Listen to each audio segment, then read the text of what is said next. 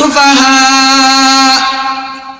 মহান আল্লাহ তাআলা বলেন, আমি যখন মুনাফিকদেরকে বলি, এ মুনাফিকেরা, তোমরা আমি সাহাবায়ে কেরাম যেইভাবে ঈমান আনছে ঠিক সেইভাবে তোমরাও ঈমান আনো।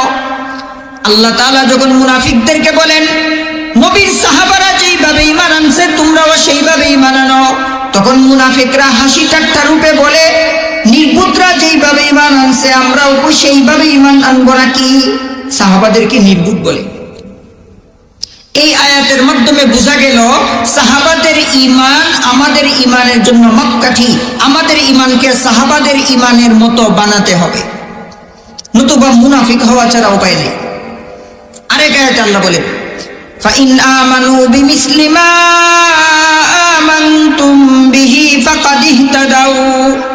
হে নবীর সাহাবারা, মনোযোগ দিয়ে শুনো, দুনিয়ার মানুষগুলো যদি তোমরা যেইভাবে ঈমান আনছো সেইভাবে যদি তারাও ঈমান আনে তাহলেই হেদায়েত পাবে।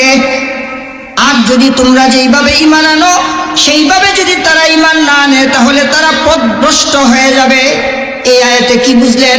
সাহাবায়ে কেরামের ঈমান আমাদের ঈমানের জন্য মাপকাঠি, সাহাবায়ে কেরামের আমলও আমাদের আমলের মাপকাঠি। বুখারী শরীফের একটা হাদিস দিয়ে আপনাদেরকে বুঝাই। আল্লাহর নবীর সাহাবী আবু মাসউদ আল খুদরি রাদিয়াল্লাহু আনহুর বর্ণনা, বুখারী শরীফের 3673 নম্বর হাদিস। রাসূল করিম সাল্লাল্লাহু আলাইহি ওয়াসাল্লাম ফরমান, লা তাসুব্বু আসহাবি।